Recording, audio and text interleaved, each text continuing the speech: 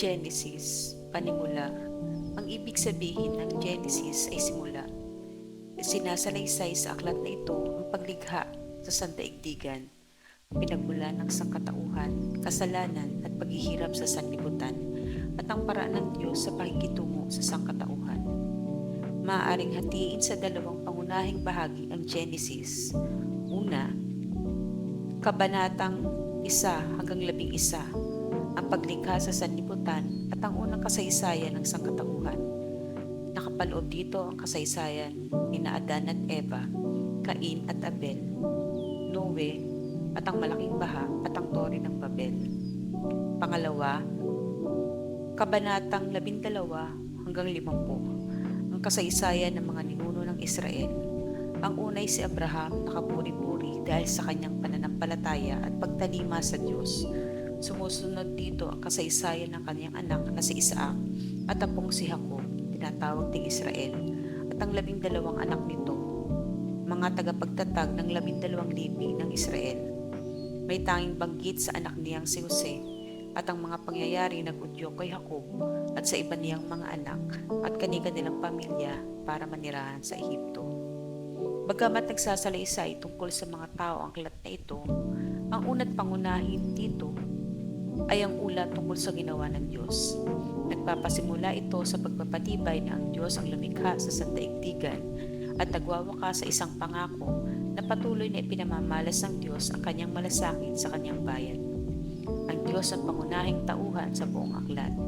Siya ang mahatod at nagpaparusa sa mga gumagawa ng kasalanan, nangunguna at tumutulong sa kanyang bayan at nagsasaayos ng kanilang kasaysayan.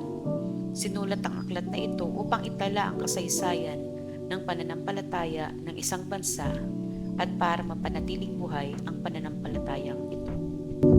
Ang kasaysayan ng paglikha. Unang kabanata. Nagsimulang likhain ng Diyos ang lupa at ang langit. Ang lupa ay wala pang hugis o anyo.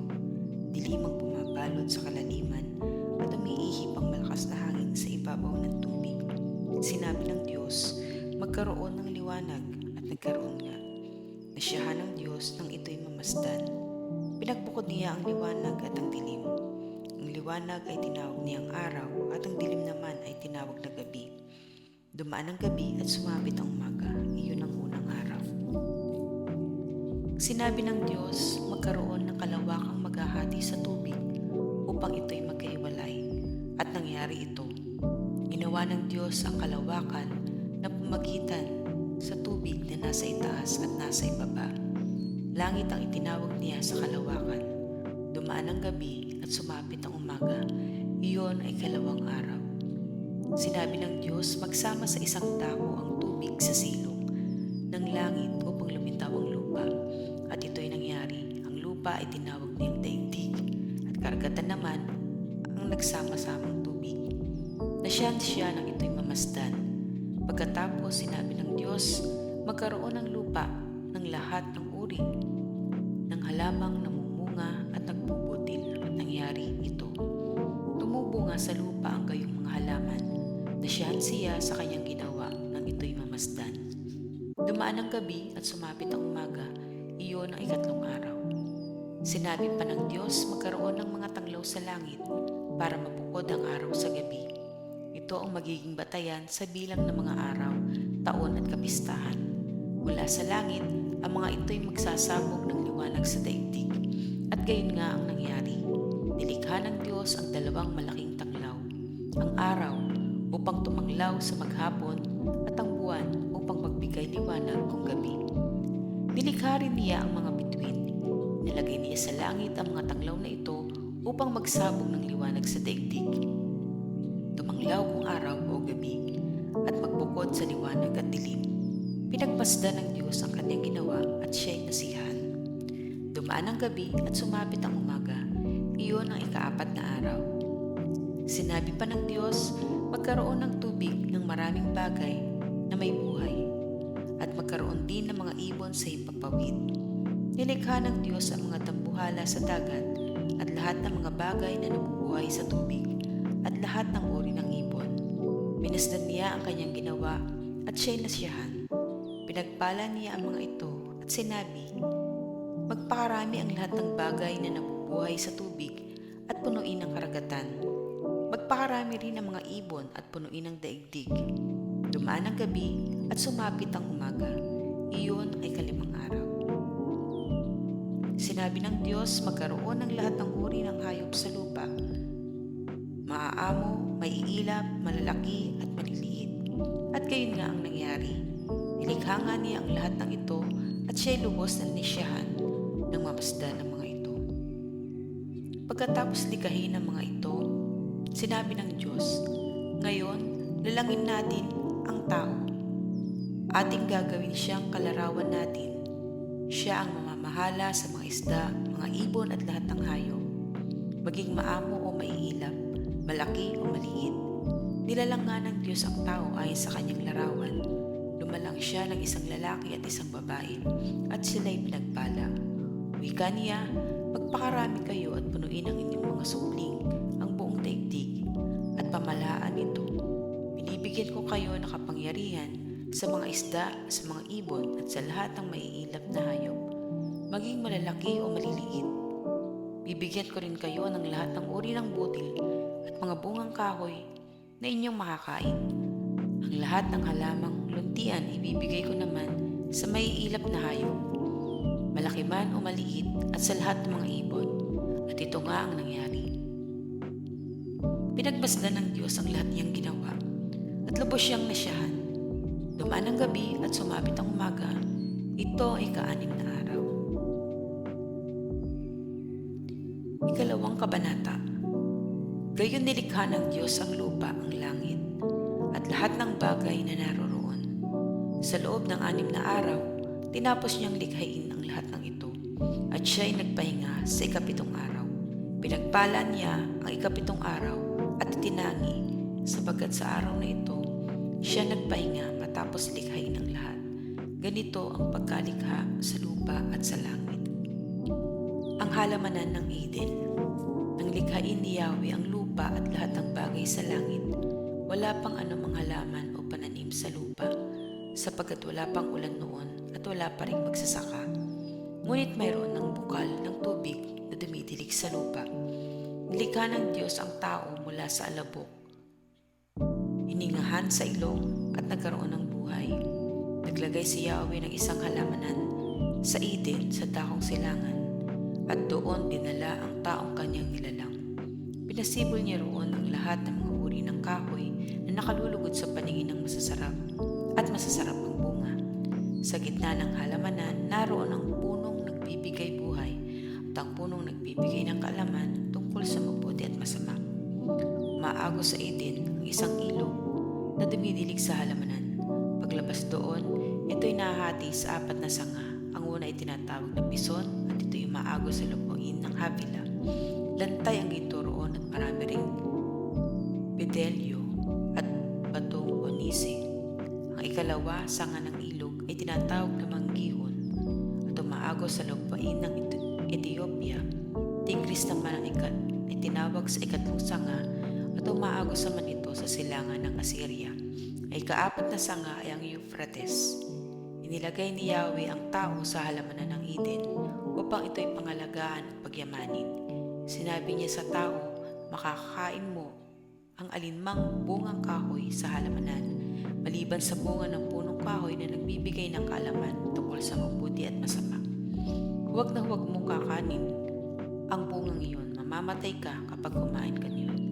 Matapos gawin ang lahat ng ito, sinabi ni Yahweh, hindi mainam na mag-isang tao. Bibigyan ko siya ng makakasama at makakatulong. Kaya lumikha siya ng mga hayop sa parang at ibon sa impapawid.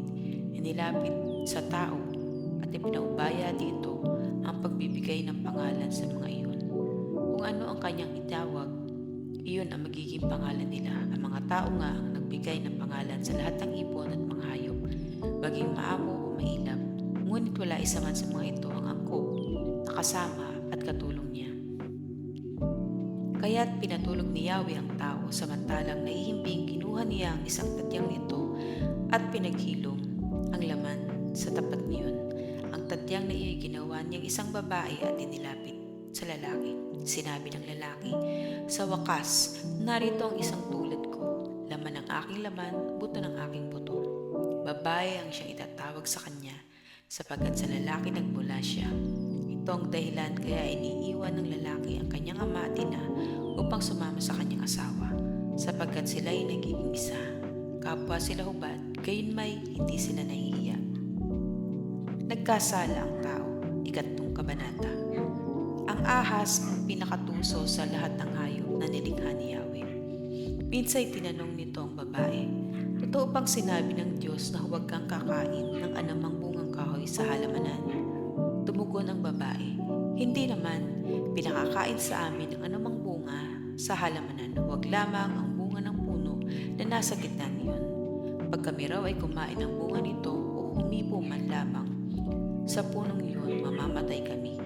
Hindi totoo yan, hindi kayo mamamatay, wika ng ahas. Gayon ang sinabi ng Diyos sapagkat alam niyang kung kakain kayo ng bunga niyon, magkakaroon kayo ng pagkuunawa. Kayo'y magiging parang Diyos, malalaman ninyo ang mabuti at masama. Napakaganda sa paningin ng babae ang punong kahoy at sa palagay niya ay masarap ang bunga nito. Nabuo sa isipan niya na mabuti ang maging marunong, kaya't pumitas siya ng bunga at kumain. Kumuha rin siya para sa kanyang asawa at kumain din ito. Nagkaroon nga sila ng pagkaunawa matapos kumain. Noon nila na lamang sila'y hubad, kaya kumuha sila ng mga dahon ng igos, pinagtagni-tagni at ginawang panakip sa katawan. Pagdadapit hapon, narinig nilang naglalakad sa halamanan si Yahweh, kaya nagtago sila sa kahuyan. Natapat tinawag ni Yahweh ang lalaki at tinanong, saan ka naroon? Natakot po ako nang marinig ko kayong nasa hardin. Nagtago po ako sapagkat ako'y hubad, tugon ng lalaki. Sinong may sabi sa inyong hubad ka?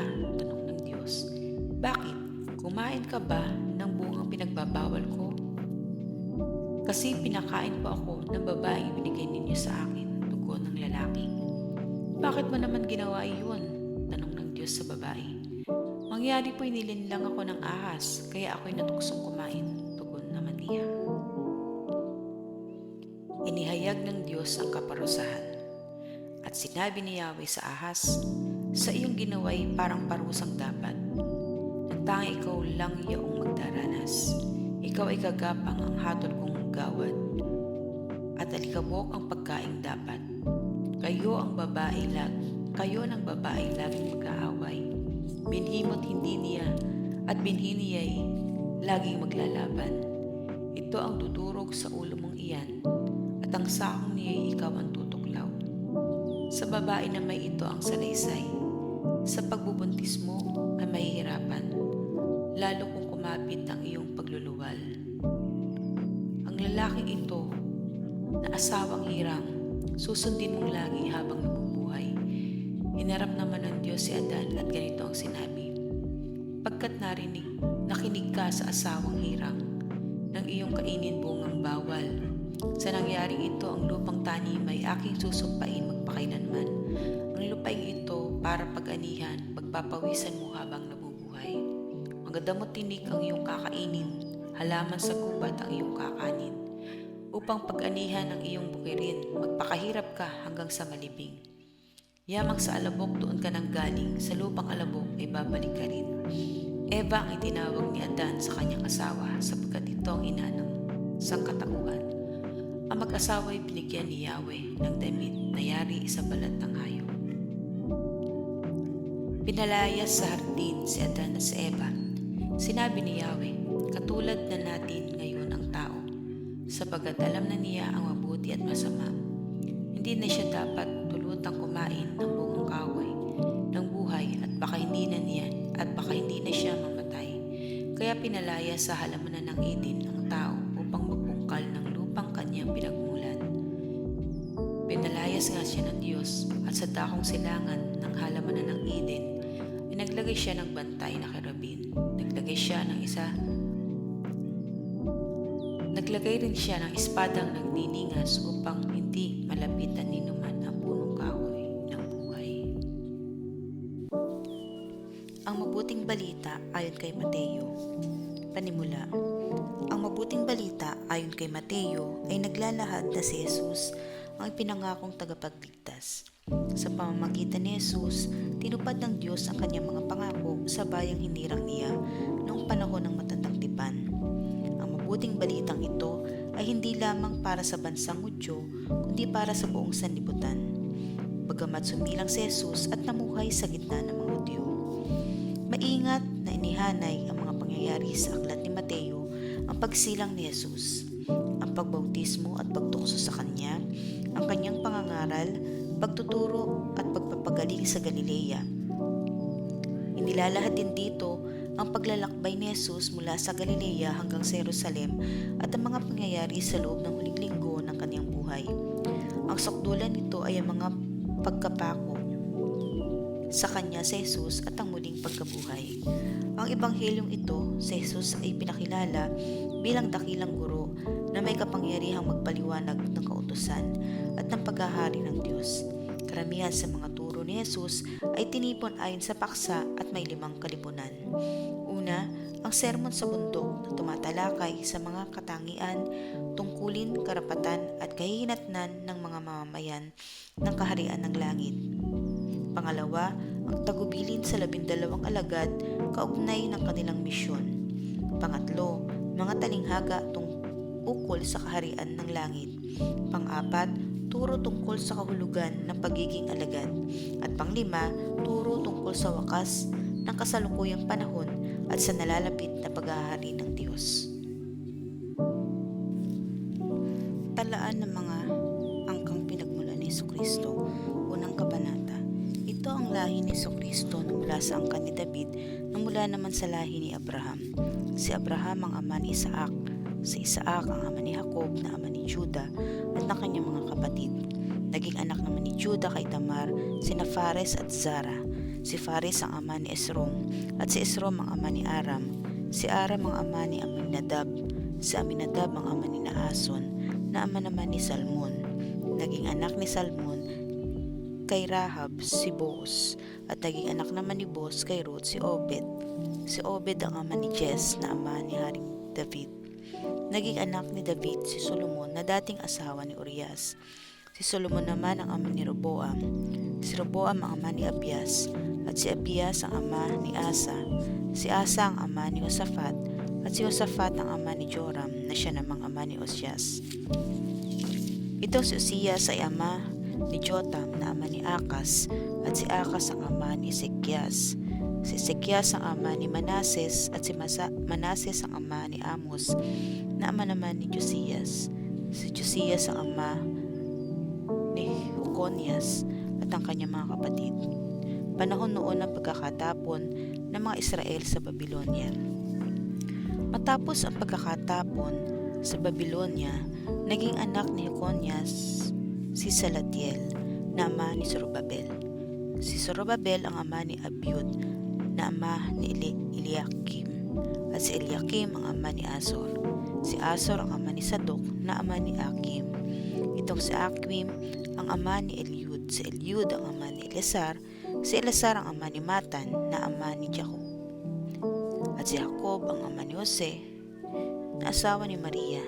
Si Maria naman ang ina ni Jesus na tinatawag na Kristo. Sa makatwid, 14 na salinlahi mula kay Abraham hanggang kay David. 14 mula kay David hanggang sa pagkakatapon ng mga Israelita sa Babylonia. At 14 din mula sa pagkakatapon sa Babylonia hanggang kay Jesucristo. Ang pagkapanganak kay Jesucristo. Ganito ang pagkapanganak kay Jesucristo. Si Maria ang kanyang ina at si Jose ay nakatakda ng pakasal. Ngunit bago sila nakasal, si Maria ay natagpo ang nagdadalang tao. Ito'y sa pamamagitan ng Espiritu Santo. Isang taong matuwid itong si Jose na kanyang magiging asawa. Ngunit ayaw niyang mapahiya si Maria, kaya pinasya niyang hiwalayan ito ng lihim. Samantalang iniisip ni Jose ito, napakita sa kanya sa panaginip ang isang anghel ng Panginoon. Sinabi nito sa kanya, Jose, anak ni David, huwag kang matakot na tuluyang pakasalan si Maria, sapagkat siya ay naglilihi sa pamamagitan ng Espiritu Santo. Manganganak siya ng isang lalaki, ito'y pangangalanan mong Jesus. sapagkat siya ang magliligtas sa kanyang bayan sa kanyang mga kasalanan. Nangyari ang lahat ng ito upang matupad ang sinabi ng Panginoon sa pamamagitan ng propeta. Maglilihi ang isang dalaga at manganganak ng isang lalaki at tatawagin itong Emmanuel. Ang kahulugay kasama natin ang Diyos. Nang magising si Jose, sinunod niya ang utos ng anghel ng Panginoon.